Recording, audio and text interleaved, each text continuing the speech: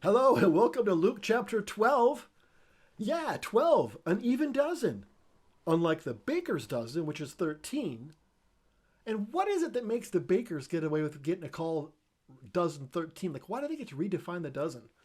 Like, why wasn't like the carpenter's dozen? What's a carpenter's dozen? I don't know. A baker's dozen, 13. Anyways, let's get into today's reading. Luke chapter 12. As thousands of people crowded around Jesus and were stepping on each other, he told his disciples, okay, pause. Can you picture this in your minds? Okay, thousands of people are crowding around Jesus. So many people that they're stepping on each other. Okay, if I picture this in my mind, I picture places like Zender's. Zender's restaurant, Frankenmuth. Zender's has two really big dining rooms and lots of small dining rooms. And altogether, they can hold 1,500 people there, 1,500 people. That's a lot of people.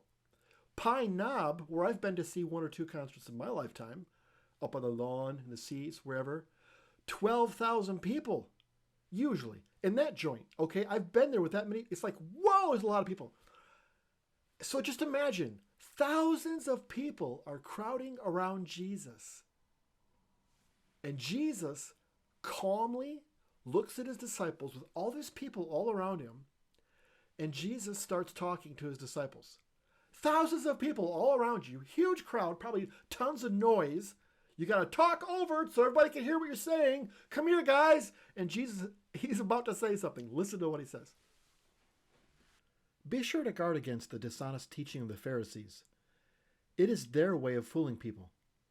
Everything that is hidden will be found out, and every secret will be known. Whatever you say in the dark will be heard when it is day. Whatever you whisper in a closed room will be shouted from the housetops. So here's all these people around them, and Jesus is saying, hey, stuff's going to get found out. Secrets will be known. Whatever you whisper is going to be exposed and brought out. And I imagine this next part, Jesus kind of looks over their heads like this. It kind of goes, now, guys, here's something else. Let's read on. My friends, don't be afraid of people. They can kill you. But after that, there is nothing else they can do. God is the one you must fear. Not only can he take your life, but he can throw you into hell. God is certainly the one you should fear. 5 sparrows are sold for just 2 pennies, but God doesn't forget a one of them. Even the hairs on your head are counted. So don't be afraid. You are worth much more than many sparrows. If you tell others that you belong to me, the Son of Man will tell God's angels that you are my followers. But if you reject me, you will be rejected in front of them. If you speak against the Son of Man, you can be forgiven.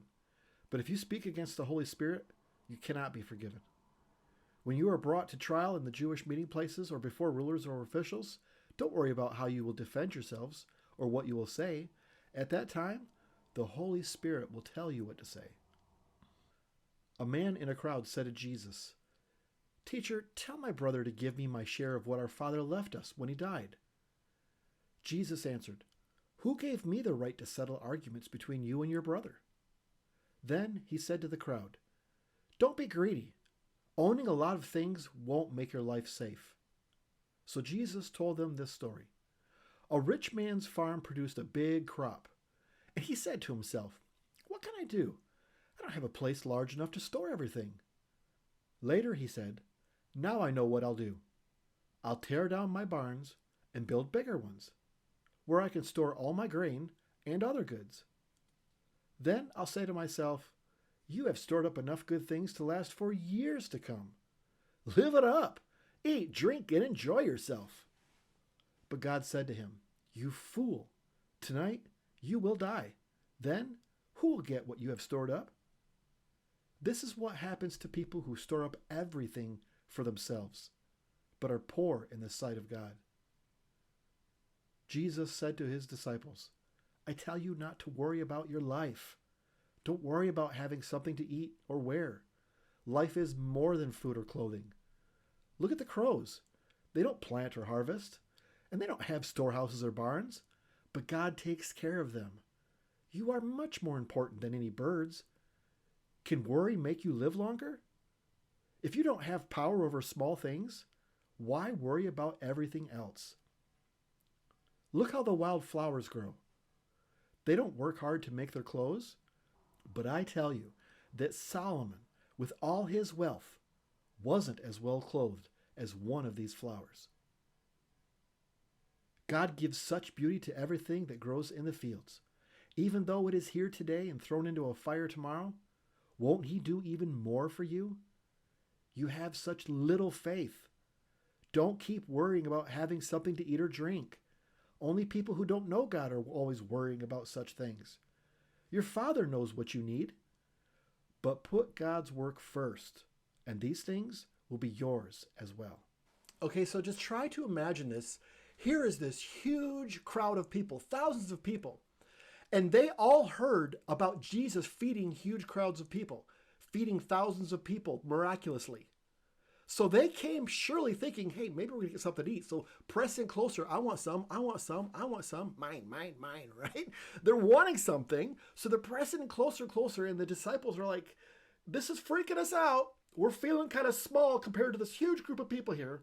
And Jesus looks at this crowd all wanting something, pressing in. What does He say? He says, it's better not to want something for yourself. It's better to give it away for others. In other words, hey, don't come selfishly looking for something for yourself. I don't know how that's going to go over, but the disciples have got to feel like, hey, Jesus, I can't believe you're saying this to a crowd of people who are basically going to trample and press in and take us over because they want some of what they've heard about. They've heard Jesus could feed tons of people, and these people are hungry. They're like, give us some, give us some. But here's what Jesus says next, knowing the disciples are feeling like, hey, we're kind of small and outnumbered here.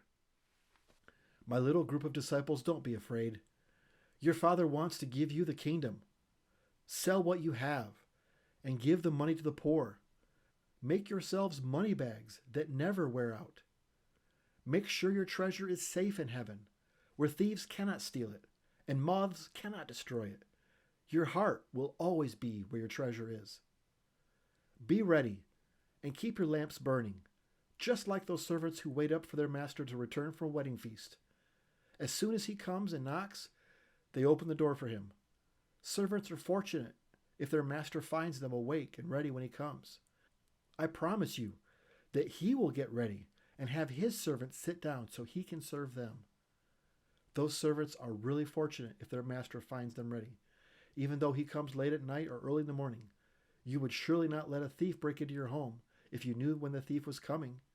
So always be ready. You don't know when the Son of Man will come. Peter asked Jesus, did you say this just for us or for everyone? Pause a second. I can almost hear Peter. Hey, Jesus, did you say this just for us, or are you like talking to everybody else? I mean, Peter's wondering, look, I can see how we're like servants to the students, you know, like students to a teacher. That's how they looked at Jesus, was as their teacher, and they're kind of like students learning from him. So, okay, we're kind of serving you in a way like that. Maybe are you talking to us? And there's thousands of people here who are servants, and that's who Jesus is talking to. Within that crowd, everyone understood what it meant to be a servant. You see, servanthood wasn't like slavery necessarily. It could be at times, but most of the time people put themselves in the position to be a servant. It was a job. It was like, hey, you can live in this household, this wealthy person's house, make yourself a servant where you're serving them day and night, but your family's going to have food to eat. You'll have a roof over your head, a place to sleep that's safe. You won't worry about getting robbed. When you're in hard times, that's a pretty good option. And so people voluntarily became servants. And if you wanted to stay on in that household, not get fired or in times beaten, that's not good, but you had to do a good job. They were all inspired to do well and to get promoted, if anything. And so they understood exactly what Jesus was talking about here, that aren't all of us in a way servants to something? The Lord answered, who are faithful and wise servants? Who are the ones the master will put in charge of giving the other servants their food supplies at the proper time? Servants are fortunate if their master comes and finds them doing their job. A servant who is always faithful will surely be put in charge of everything the master owns. But suppose one of the servants thinks that the master won't return until late. Suppose that servant starts beating all the other servants and eats and drinks and gets drunk. If that happens, the master will come on a day and at a time when the servant least expects it. That servant will then be punished and thrown out with the servants who cannot be trusted. If servants are not ready or willing to do what the master wants them to do, they will be beaten hard. But servants who don't know what their master wants them to do will not be beaten so hard for doing wrong. If God has been generous with you, he will expect you to serve him well. But if he has been more than generous, he will expect you to serve him even better. I came to set fire to the earth, and I wish it were already on fire. I am going to be put to a hard test, and I will have to suffer a lot of pain until it's over. Do you think that I came to bring peace on earth? No, indeed. I came to make people choose sides. A family of 5 will be divided, with 2 of them against the other 3. Fathers and sons will turn against one another, and mothers and daughters will do the same. Mothers-in-law and daughters-in-law will also turn against each other. Jesus said to all the people, as soon as you see a cloud coming up in the west, you say, it's going to rain, and it does. When the south wind blows, you say, it's going to get hot, and it does. Are you trying to fool someone? You can predict the weather by looking at the earth and the sky, but you don't really know what's going on right now. Why don't you understand the right thing to do? When someone accuses you of something, try to settle things before you are taken to court. If you don't, you will be dragged before the judge. Then the judge will hand you over to the jailer, and you will be locked up. You won't get out until you have paid the last cent you owe. All right, so as we close, I think Jesus' last statement here is, hey, guys, take care of business now while you still can. Don't let things get blown up, out of proportion, out of control. And in the current light of things in the world, I think that's pretty fair to say that we all need to work on that a little bit. Let's try to be a little more careful not to stir the pot, not to make more trouble in a time when there's already trouble going on. What can we do to be the peacemakers? What can we do to be the ones to help people and to settle issues and disputes, not let things go on and on and on and fester, become bigger? Let's do our part to make the world a better place. Thank you so much. Signing off, Silver Creek Church, Matthew Nichols.